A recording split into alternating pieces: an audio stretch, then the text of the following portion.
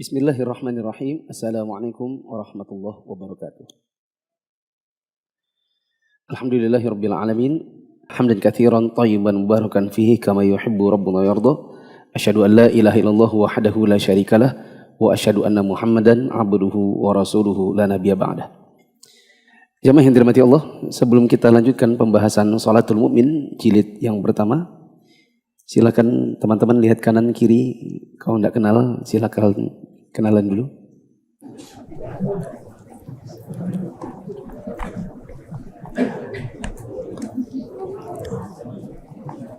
Kita masih dalam pembahasan rukun-rukun sholat. Apa itu rukun sholat? Sudah dibahas minggu lalu. Rukun adalah bacaan atau gerakan di dalam sholat yang apabila sholatnya tertinggal rukun tersebut, meskipun dengan alasan lupa atau tidak tahu, maka tidak bisa diterima sebagai uzur, sholatnya batal. Apabila memang sampai salam, rukun tersebut tertinggal. Sengaja tidak sengaja, sholat selesai tanpa satu dari rukun-rukun, maka sholatnya jadi batal. Di pertemuan yang lalu kita baru sampai rukun ke-9. Mari kita lanjutkan rukun yang ke-10. Untuk menghemat waktu, kita dengar membacakan Indonesia. Yang lain usahakan untuk bisa menyimak kitab Arabnya. Silakan. Rukun salat yang ke-10, tasyahud akhir. Lihat tasyahud akhir. Tasyahud awalnya mana? Jawabannya tasyahud awal bukan rukun. Makanya langsung dilompat ke tasyahud akhir. Karena dia bukan rukun. Contoh tasyahud awal yang mana? Misalnya rakaat 2 sholat zuhur. Siapa yang di sholat zuhur dari rakaat 2 langsung bangkit, tidak duduk, maka dia kehilangan wajib sholat, bukan kehilangan rukun sholat. Dan konsekuensinya berbeda. Kalau rukun sholat, apabila terlupa, maka dimaafkan. Yang terpenting, nanti belakangnya apa? Sujud sahwi. Jadi tasyahud akhir rukun, tasyahud awal wajib sholat. Terus? Hal itu didasarkan pada hadis Abdullah bin Mas'ud radhiyallahu anhu yang di dalamnya disebutkan, La taqulu assalamu ala Allah fa inna Allah huwas salam walakin qulu at-tahiyatu lillah, dan seterusnya. Yang artinya, janganlah kalian mengucapkan assalamu alallahi, kesejahteraan atas Allah, karena Allah itu adalah assalam, maha sejahtera. Tetapi hendaklah kalian mengucapkan segala kehormatan itu milik Allah.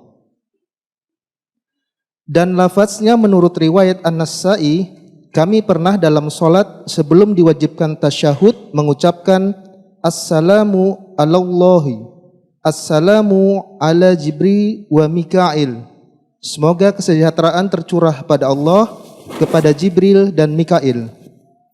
Maka Rasulullah SAW bersabda, La taqulu hakadha fa inna Allah huwas salam walakin qulu at-tahiyyatu lillah. Yang artinya, janganlah kalian mengucapkan seperti itu karena Allah itu adalah as-salam, maha sejahtera. Tetapi hendaklah kalian mengucapkan segala kehormatan itu milik Allah. Ya. Teman-teman mungkin bisa ditulis di dekat poin ke-10. Dikasih dalam kurung tulis bacaan. Karena tasyahud akhir itu ada duduknya dan ada bacaannya. Yang dimaksud di poin ke-10 adalah bacaannya. Makanya dari tadi dalil yang disinggung adalah jangan baca ini tapi bacalah itu. Berarti poin ke-10 ini menyangkut apa? Bacaan. Yang ke-11 adalah duduknya. Silakan dibaca. Yang ke-11, duduk untuk tasyahud akhir. Ya, kalau 10 tadi apanya? Bacaan. Sedangkan yang ke-11 duduknya, dan dua-duanya rukun sholat. Apa dalilnya? Sebab Nabi SAW senantiasa mengerjakan hal itu. Sebagaimana yang telah dijelaskan dalam hadis-hadis di depan, Rasulullah SAW juga pernah memerintahkan kami untuk mengerjakan sholat seperti sholat beliau. Beliau bersabda, Sallu kama ra'aitumuni usalli. yang artinya, sholatlah kalian seperti kalian melihatku mengerjakan sholat. Ya. Nabi di dalam sholatnya senantiasa mengerjakan duduk tasyahud akhir. Dan ini yang dijadikan dalil oleh sebagian ulama untuk menjadikan duduk tasyahud akhir sebagai rukun sholat. Nah, lanjut. Yang ke-12. Yang ke-12, sholawat atas Nabi di tasyahud akhir. Ya. Yang butuh di-highlight, dikasih stabilo, ada kata-kata tasyahud akhir. Sholawat di tasyahud akhir ini merupakan rukun. Adapun di tasyahud awal, maka ini pendapat yang wallahu alam lebih kuat adalah hukumnya adalah sunnah. Sholawat untuk tasyahud awal hukumnya sunnah. Sedangkan di tasyahud akhir hukumnya ini termasuk apa? Rukun sholat. Coba diperhatikan. Untuk tasyahud awal seperti rakaat 2 zuhur, asar, maghrib, isya, kita boleh hanya mencukupkan sampai asyhadu an la ilaha illallah wa asyhadu anna muhammadan abduhu wa rasuluh, lalu bangkit rakaat 3. Tapi kalau mau dilanjut Allahumma sholli ala Muhammad sampai innaka hamidum majid, itu lebih utama. Bisa dipahami? Tapi untuk tasyahud akhir berarti rakaat 2-nya subuh, 3-nya maghrib, 4-nya zuhur, asar, isya, dan semua rakaat terakhir sholat tahiyatul masjid kah, sholat id, sholat tarawih, intinya semua tasyahud akhir kita wajib untuk membaca Allahumma sholli ala Muhammad sampai innaka hamidum majid.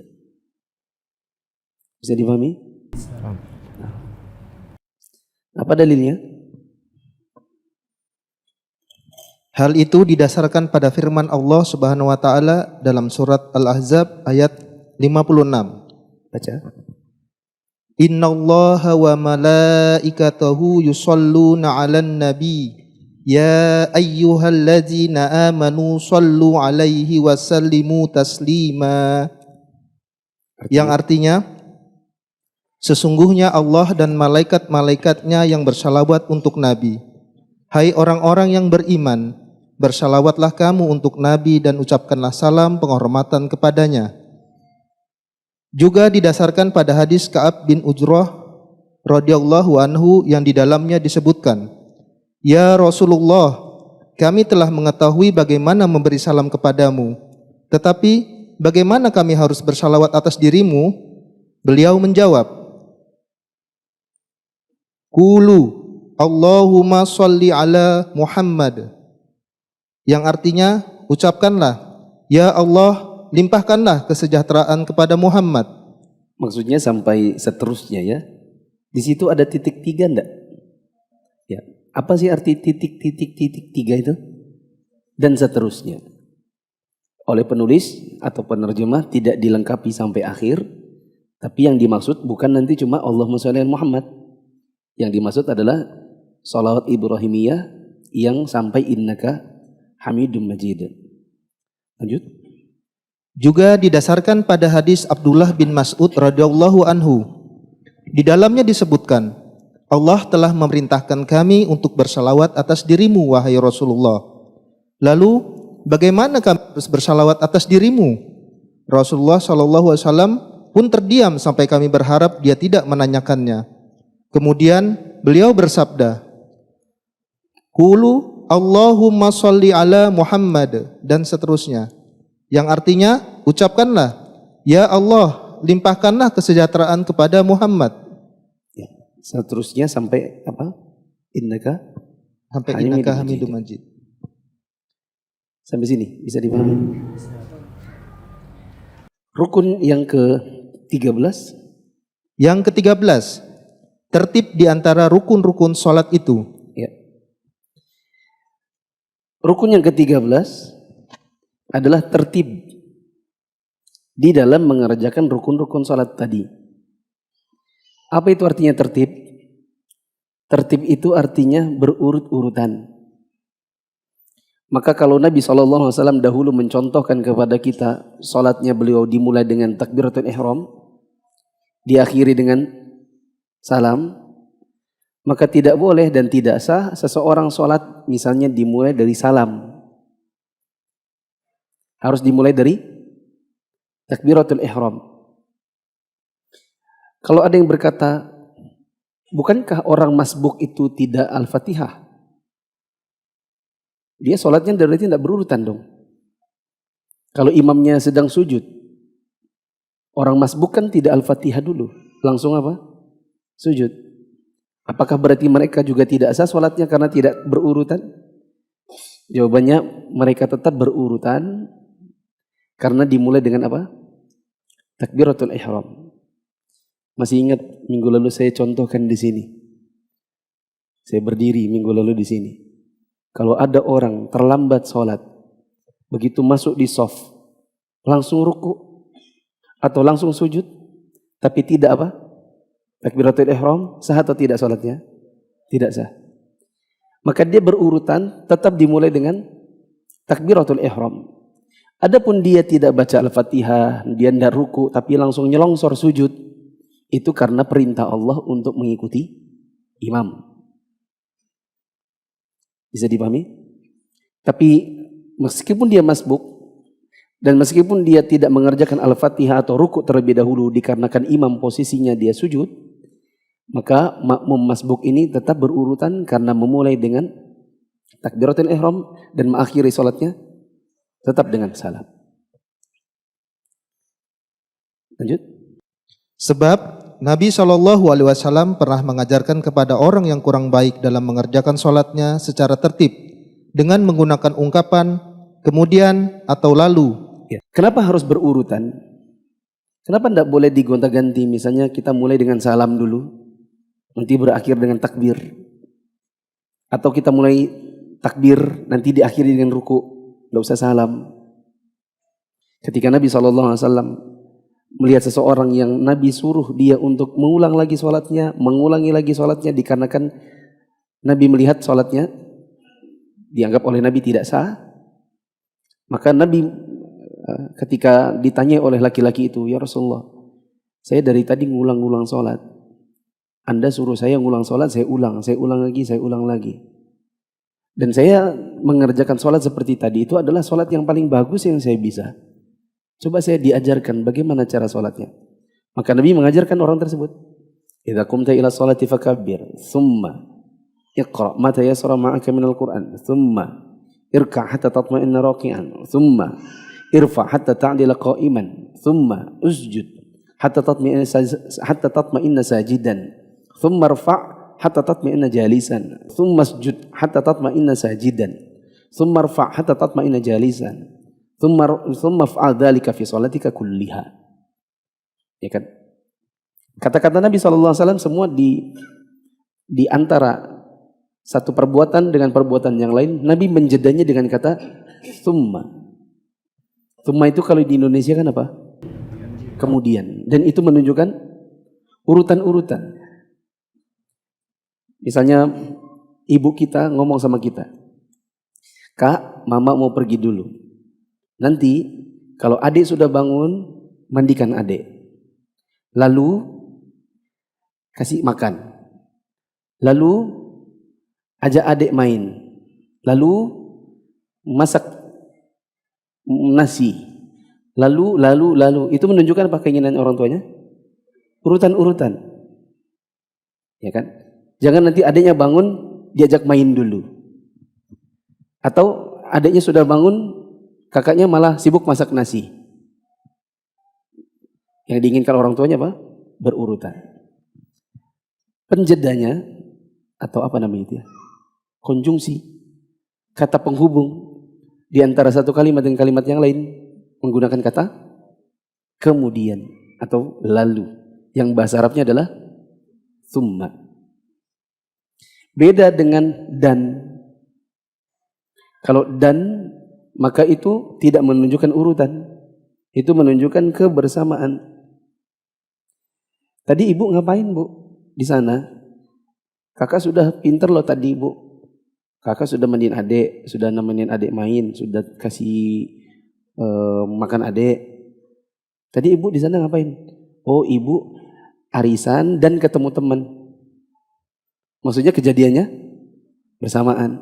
Dan itu tidak menunjukkan urutan. Kecuali kalau ibunya bilang, oh ibu tadi pergi pengajian, lalu ibu ketemu sama teman.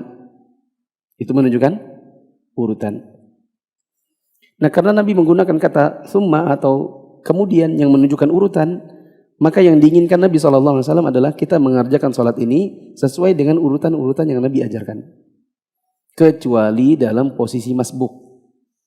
Dalam posisi masbuk, dimulai takbiratul ihram, lalu potong kompas dalam tanda kutip langsung mengikuti imam. Apa arti dari perkataan Nabi tadi kepada orang yang jelek dalam sholatnya? Yang artinya, jika engkau hendak mengerjakan sholat, bacalah takbir, lalu bacalah surah Al-Quran yang mudah bagimu. Lalu, rukulah hingga engkau benar-benar tumakninah dalam ruku. Kemudian, bangkitlah sehingga engkau benar-benar berdiri dengan i'tidal. Selanjutnya, sujudlah hingga engkau benar-benar tumakninah dalam sujud. Kemudian bangkitlah hingga engkau benar-benar tumakninah dalam duduk. Kerjakanlah semua itu dalam semua sholatmu. Di bagian akhir, Abu Usamah mengatakan, hingga engkau benar-benar berdiri tegak. Nabi SAW biasa melakukan hal itu secara tertib. Beliau bersabda, "Shallu kama ra'aitumuni usolli," yang artinya, solatlah kalian seperti kalian melihatku mengerjakan solat. Saya kira jelas. Yang terakhir adalah 2 kali salam. Menurut penulis ini termasuk rukun. Coba dibaca. Yang ke-14, mengucapkan 2 salam. Hal itu didasarkan pada hadis Ali radhiyallahu anhu yang dimarfukannya. Miftahu sholati tuhur wa tuhri muha wa tuhri muhat tukbiru wa tahliluha wa tahliluhat taslim. Ya. Cara bacanya gini. Karena ini baca hadis dan bukan baca Quran, sehingga kita bisa membacanya seperti orang bicara, tidak seperti Al-Quran. Miftahus salati at-tuhur wa tahrimuha at-takbir wa tahliluha at-taslim. Miftahus salah, kuncinya salat adalah at-tuhur, bersuci. Wa tahrimuha, pengharamnya adalah takbir. Wa tahliluha, dan penghalalnya adalah at-taslim, mengucapkan salam. Siapa yang bisa jawab dapat hadiah. Apa maksudnya pengharamnya dan penghalalnya? Pengharamnya takbir, penghalalnya salam. Maksudnya apa? Haramnya maksudnya tidak boleh melakukan gerakan selain gerakan sholat. Yang menghalalkan berarti boleh melakukan gerakan selain gerakan sholat. Benar atau salah? Yang kedua, Kurang tepat, yang tepat. Pengharamannya itu adalah yang diharapkan adalah perkataan ataupun perbuatan di luar perbuatan sholat, dan penghalalannya adalah Sama. tadi nggak ada perkataan dan perbuatan. Ya, dan dua-duanya salah. Diharamkannya sholat atau sebelum takbir, dan sholat itu sah atau halal setelah dilakukan. Salah juga. Baru minggu lalu saya sampaikan. Apa maksudnya pengharamnya adalah takbir, maksudnya adalah sejak bertakbir maka haram makan, minum, dan berbicara dengan perkataan manusia. Apa penghalalnya? Taslim. Maksudnya adalah sejak sudah selesai salam, maka kita sudah bisa makan, bisa minum, dan sudah bisa berbicara dengan perkataan manusia. Tadi Pak Bambang bilang apa? Sejak pengharamnya maksudnya adalah diharamkan perkataan dan perbuatan di luar dari gerakan sholat. Menggaruk. Apakah jadi haram? Tidak. Padahal itu perbuatan bukan perbuatan sholat. Kayak gini. Apakah itu perbuatan sholat? Tidak. Apakah ketika diharamkan lalu kita definisikan pengharaman adalah gerakan atau ucapan di luar gerakan sholat, berarti itu juga nggak boleh? Bagaimana kalau imamnya lagi ngimami Alhamdulillahirabbil alamin, kemudian dahaknya menggelantung, jadi kacau suaranya, apakah dia tidak boleh gitu? Ya. Jadi yang benar apa? Pengharamnya berarti haram makan, minum, dan mengucapkan perkataan-perkataan pembicaraan manusia. Makanya itu boleh. Kenapa? Itu bukan perkataan. Perkataan itu minimal ada 2 suku kata dan bisa dipahami. Bahkan 1 suku kata dan bisa dipahami, maka itu perkataan manusia. Misalnya ibunya sholat, anaknya pegang pisau, padahal anaknya masih balita. Kalau ibunya bilang, masih sah. Tapi kalau ibu bilang, itu satu suku kata, tapi bisa dipahami, maka tidak boleh diucapkan. Stop. Itu kan satu suku kata, tapi bisa dipahami, maka ini bisa membatalkan sholat.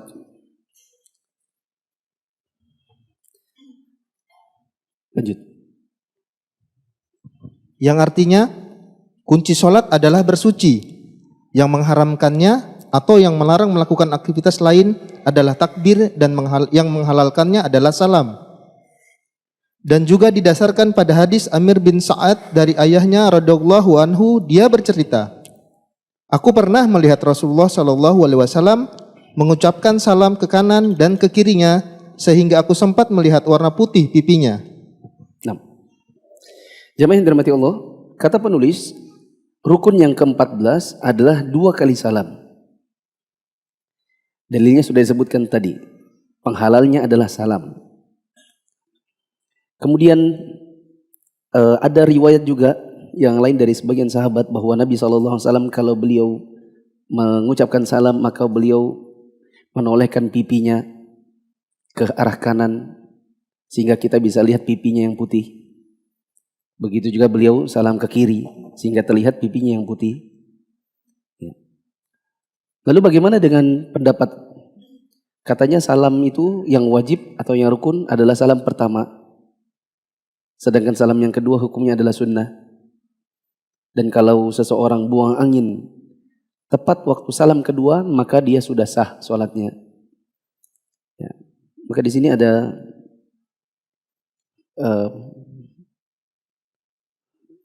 penjelasan para ulama, di antaranya adalah rawahu Ahmad wa Muslim wa Nasai wa Ibnu Majah wa hujjatu man iktafa bi taslimatin wahidah ma rawahu at-Tirmidzi wal Hakim min hadithi Aisyah anna Rasulullah sallallahu alaihi wasallam kana yusallimu fi salati taslimatan wahidah tilqa'a wajhihi. Ini yang mengatakan bahwa salam itu sebenarnya yang pertama saja yang rukun, melandaskan pendapatnya berdasarkan riwayat Tirmidzi dan Al-Hakim, hadisnya dari Aisyah radhiyallahu anha bahwasanya Rasulullah sallallahu alaihi wasallam dulu pernah beliau salat lalu salam hanya 1 kali, ya, hanya 1 kali, dan beliau yumilu ila syaqqil aiman syai'an, beliau hanya menoleh sedikit ke arah kanan.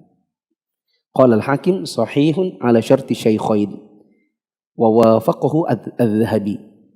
Ini adalah hadis yang sahih berdasarkan syarat 2 syekh Itu Al-Bukhari dan Muslim, dan ini disepakati oleh Imam Al-Zahabi. Wallahu a'lam bishawab. Jadi ada ikhtilaf ulama tentang salam yang kedua. Saya pribadi lebih condong salam yang kedua hukumnya adalah sunnah saja. Nah, mari kita ulang rukun sholat dari awal. 1. Berdiri jika mampu dalam sholat fardu. Untuk sholat sunnah, apa hukumnya berdiri? Sunnah saja. Apabila dia mau duduk di sholat sunnah, padahal dia mampu berdiri, boleh atau tidak? Boleh. Boleh, tetapi pahalanya hanya setengah dari yang berdiri. Rukun yang kedua, Membaca takbiratul ihram. Kemudian yang ketiga, membaca Al-Fatihah. baca Al-Fatihah. Rukun keempat, ruku. Rukun kelima, bangkit dari ruku dan i'tidal. Rukun keenam, sujud di atas 7 anggota badan. Sebutkan 7 anggota badan waktu sujud. 1, jidat dan hidung itu 1. 2, 3 telapak tangan. 4, 5 lutut. Kiri kanan. 6, 7 Jari kaki. ujung-ujung jari kaki kanan dan kiri. Rukun yang ke-7, Bangkit dari sujud. Rukun ke-8, duduk di antara 2 sujud. Rukun ke-9, tumanina. Apa kemarin bacanya? Tumanina. Pakai ain atau hamzah? Hamzah. Pakai to atau ta? To. Tumanina. Rukun ke-10, tasyahud akhir. Bacaan tasyahud. Kalau tasyahud awal wajib salat. Bedanya insya Allah nanti akan datang. Tasyahud akhir yang dimasukkan di nomor 10 ini apanya? Bacaannya. Rukun ke-11, duduk untuk tasyahud akhir.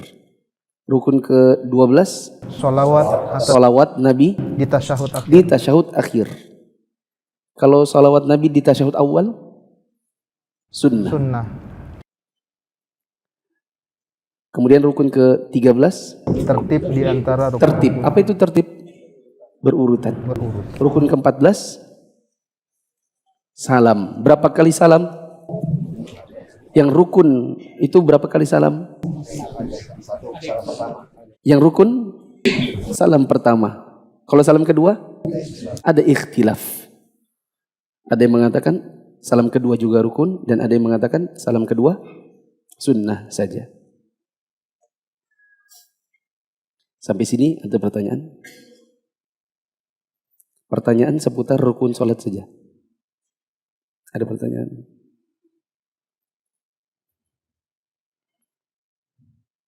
Tidak ada. Kita lanjut. Yang kedua adalah kewajiban sholat. Dan ini berbeda dengan rukun sholat. Saya sudah sampaikan pada minggu yang lalu bahwa sebagian ulama ada yang membaginya bukan 3, bukan rukun wajib sunnah, tapi hanya wajib dan sunnah. Dan di buku yang kita baca dibagi menjadi 3. Yang kedua adalah wajib dalam sholat. Silakan dibaca. Yang kedua, kewajiban sholat. Kewajiban sholat itu ada 8, yang jika ditinggalkan dengan sengaja akan membatalkan sholat dan tidak membatalkannya jika ditinggalkan karena lupa atau karena tidak tahu, tetapi diwajibkan untuk menggantinya dengan sujud sahwi. Ya. Apa itu wajib sholat? Wajib sholat itu adalah perkataan atau perbuatan yang tabtulus sholatu bitarkiha amdan. Sholat menjadi batal apabila orang yang sholat meninggalkan wajib tersebut secara sengaja. Wa tasqutu sahwan wa jahlan. Tetapi sah sholatnya, gugur kewajiban itu apabila orangnya tidak mengerjakannya karena faktor lupa atau karena tidak tahu hukumnya. Ada 2 orang sholat nih, lihat, perhatikan. 2 orang sholat. Sama-sama ndak tahiyat awal. Dua-duanya ndak tahiyat awal. Ditanya ke yang satu, si bendera, kamu kok tadi enggak tahiyat awal? Sholat maghrib kan? Iya, sholat maghrib. Kok enggak ada duduk yang pertama? Kok duduknya cuma sekali bagian akhir? Kamu enggak tahiyat awal berarti? Iya sengaja, soalnya aku lagi sakit kakiku. Aku lagi enggak bisa duduk, jadi aku bangkit aja langsung. Maka batal sholatnya. Karena meninggalkan tasyahud awal secara sengaja. Ditanya ke si termos, Mos, kamu kenapa enggak duduk tadi? Sama kayak si bendera. Iya, aku tadi itu. Emang kau enggak duduk kah? Iya, enggak duduk. Oh, lupa ya. Maka sholatnya dia sah. Tapi sujud sahwi. Sujud sahwi dulu. Oh, jadi enggak usah ulang sholatnya? Enggak usah. Sholatmu sah. Tapi kamu sujud sahwi. Karena tadi kamu meninggalkannya karena faktor lupa. Kata penulis, wajibatus sholati thamaniyatun. Kewajiban di dalam sholat itu ada 8. Silakan. Kedelapan hal itu adalah sebagai berikut. Yang pertama, seluruh takbir selain takbiratul ihram. Ya. Yang pertama adalah seluruh takbir yang bukan takbiratul ihram. Karena takbiratul ihram apa? Rukun sholat.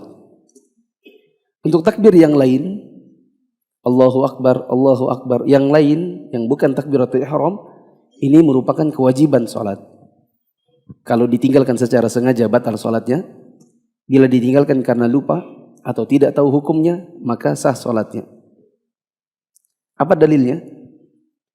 Hal itu didasarkan pada hadis Anas radhiyallahu anhu yang dimarfukan. Inna maju'ilal imamu liyu'tamma bih, fa idza kabbara fakabbiru. Yang artinya, sesungguhnya imam itu dijadikan atau diangkat untuk diikuti. Oleh karena itu, jika dia bertakbir, bertakbirlah kalian. Juga didasarkan pada hadis Ibnu Abbas radhiyallahu anhuma.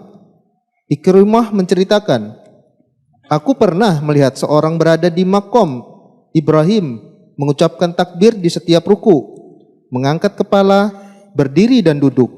Lalu aku beritahukan kepada Ibnu Abbas. Dia pun berkata, bukankah yang demikian itu sama dengan sholat yang dikerjakan oleh Nabi Shallallahu Alaihi Wasallam?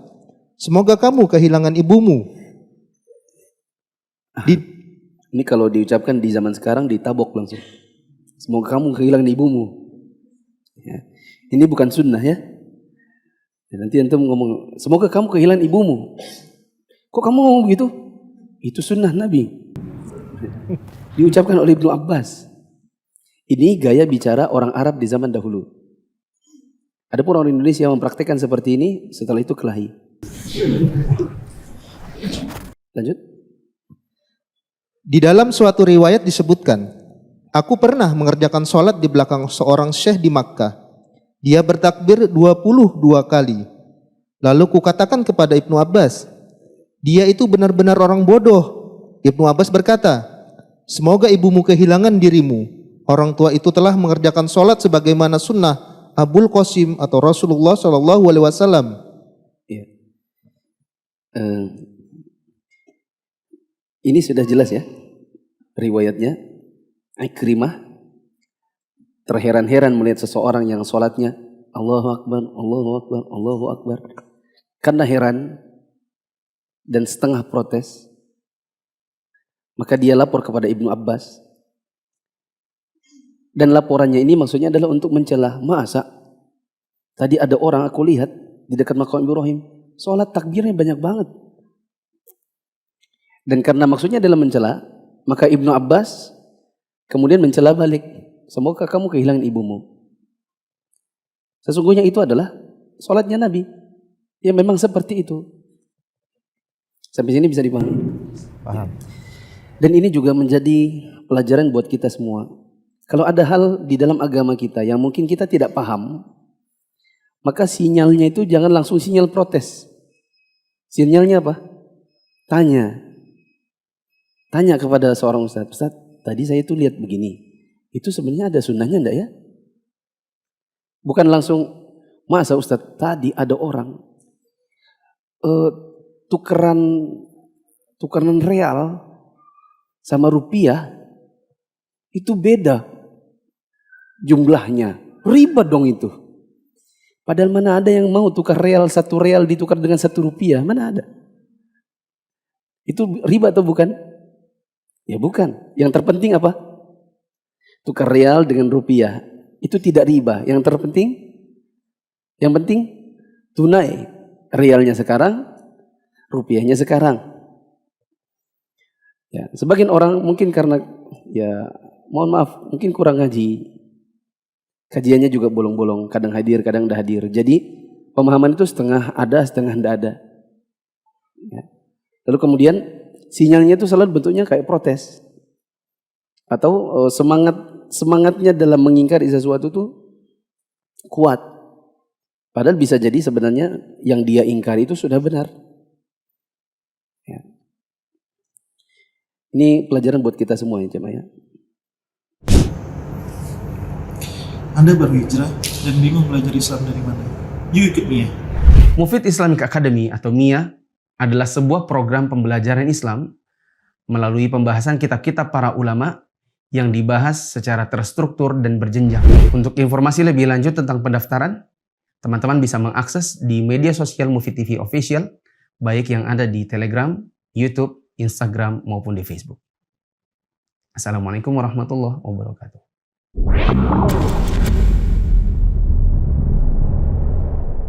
Ikut MIA, belajar agama jadi lebih menyenangkan dan bersumber dari kitab para ulama. Ingin belajar agama secara bertahap? Yuk ikut MIA, belajar secara runut dari kitab-kitab ulama. Lanjut Mas.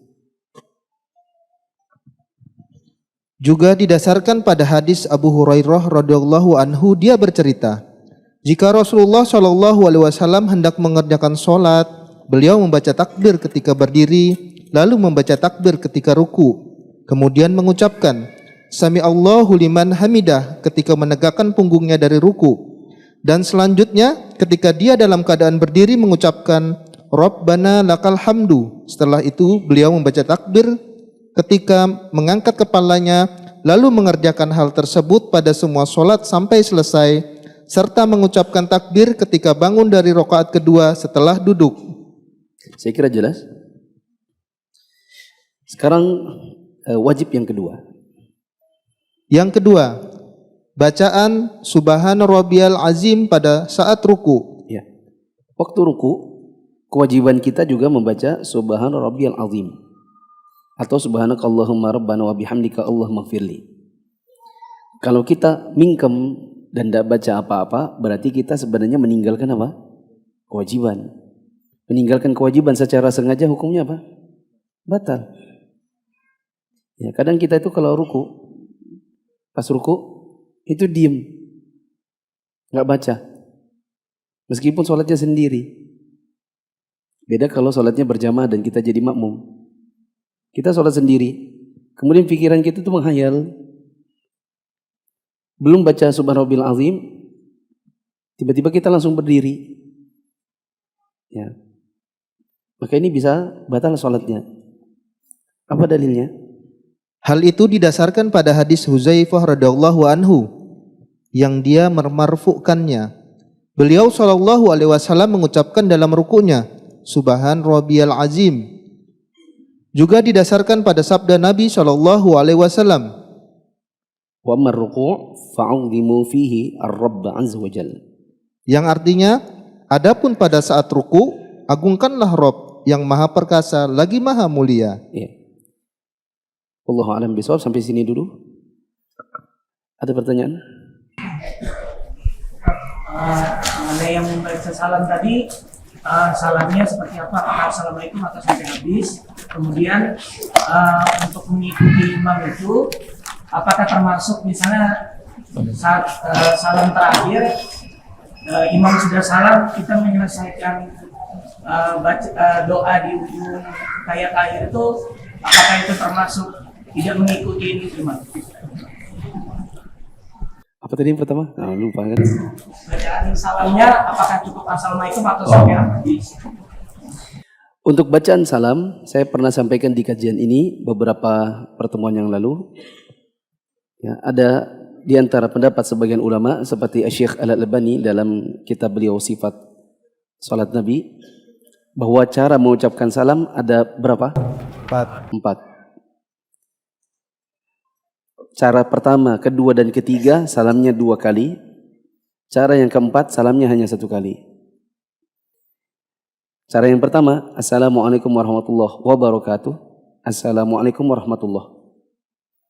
Cara kedua, Assalamualaikum warahmatullahi. Assalamualaikum warahmatullahi.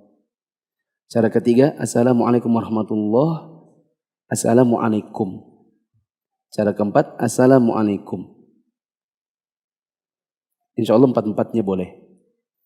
Cuma biasanya kalau model yang keempat itu makmumnya nunggu.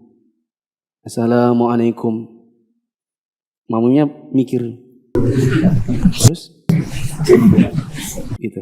Kalau makmumnya nggak paham, mereka bingung biasanya. Bisa dipahami? Pertanyaan kedua, apabila imam sudah salam, apakah kita lanjutkan bacaan kita karena kita belum selesai atau ikut salam? Apabila jarak antara bacaan kita dengan salam itu tidak terlalu jauh, misalnya cuma tinggal Allahumma barik ala Muhammad wa ala Muhammad kama barakta ala Ibrahim wa ala Ibrahim innaka Hamidum Majid. Assalamualaikum warahmatullahi wabarakatuh. Assalamualaikum warahmatullahi wabarakatuh. Kan jaraknya tidak terlalu jauh. Maka baca sampai selesai. Tapi kalau masih jauh, misalnya imamnya lancar, atahiyatul lillah wassalatu wassalamu ala assalamualaikum warahmatullahi wabarakatuh. Assalamualaikum warahmatullahi wabarakatuh. Asyhadu an la ilaha illallah wa asyhadu anna Muhammadar rasulullah. Allahumma shalli ala Muhammad wa ala Muhammad. Kita at-tahiyatu lillah wassalawatu wathayyibat. Imamnya innaka Hamidum Majid. Assalamualaikum warahmatullahi. Kita asyhadu an la, masih lama lagi, maka hentikan dan ikuti salamnya imam. Pertanyaan? Terkait bacaan Subhana Rabbiyal Azim ini, apakah ada saktanya Ustaz? Atau langsung boleh terus? Maksudnya? Subhana Rabbiyal Azim, berhenti dulu, Subhana Rabbiyal Azim, atau 3 kali. Kata para ulama, al-amr sahl, masalahnya mudah. Subhana Rabbiyal Azim, Subhana Rabbiyal Azim, Subhana Rabbiyal Azim, boleh. Subhana Rabbiyal Azim wa bihamdi, Subhana Rabbiyal Azim wa bihamdi, Subhana Rabbiyal Azim wa bihamdi, boleh. Subhanakallahumma rabbana wa bihamdika Allahumma ighfirli, Subhanakallahumma rabbana wa bihamdika, boleh. Bahkan 1 kali saja itu sudah cukup. Seandainya antum cuma Subhana Rabbiyal Azim langsung Sami Allahu liman hamidah juga boleh. Karena menigakalikan itu hukumnya sunnah. Yang wajib adalah tasbih yang 1 kali.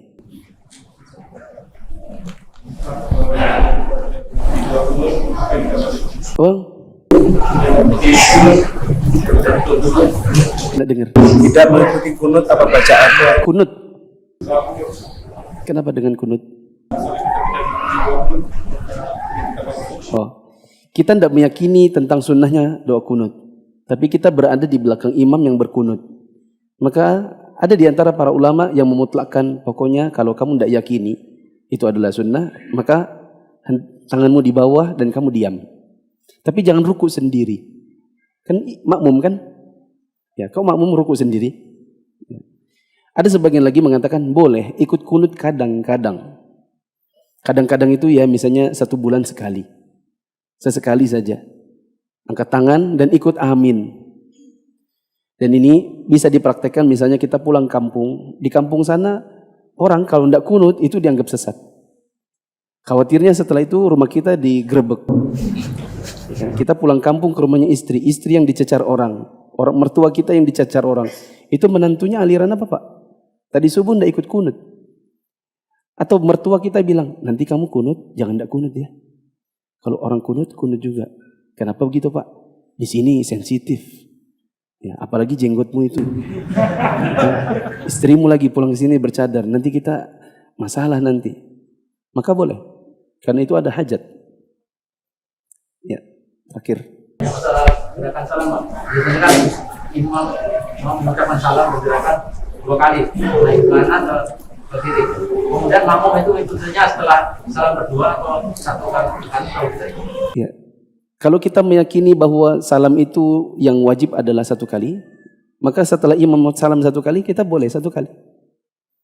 kita meyakini wajib dua-duanya, maka kita menyelesaikan setelah imam salam kedua. Dan insya Allah dua-duanya boleh insya Allah. Nunggu imamnya baru satu kali kah? Atau kan nunggu imamnya selesai dua kali kah? Insya Allah boleh. Subhanakallahumma wa bihamdika asyhadu an la ilaha illa anta astaghfiruka wa atubu ilaik. Wassalamualaikum warahmatullahi wabarakatuh.